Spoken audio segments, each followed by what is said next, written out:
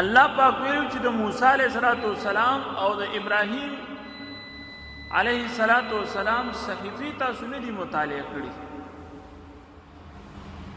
چې په هغې کې دا مضامین موجودو.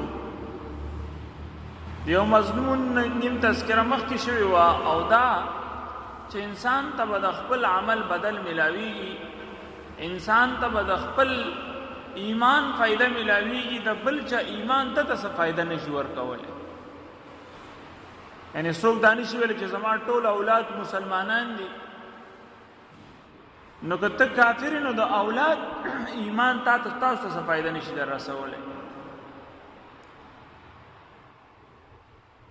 نو اوس دین څوک انکار د ایثار ثواب انکار نشي کولی، دین څوک دا دلیل نشي نیولی چې بل چاته ثواب رسول، ایثار ثواب کول د دې څه حیثیت نشته.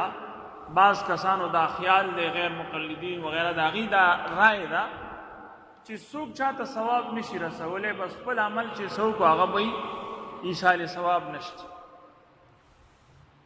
نو صحیح خبره دا ده چې داسې صریح احادیث په دې باندې موجود دي.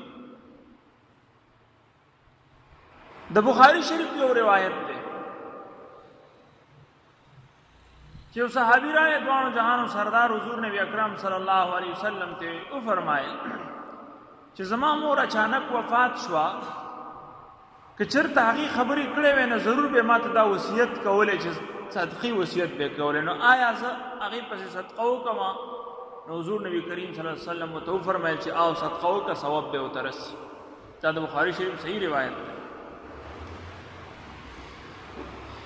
دغه شان د حج متعلق یو کس راغلی او هغه وویل چې زما زنانه وه او هغې ته وویل چې زما مور د حج اراده کړې وه، حج یې کوو، حج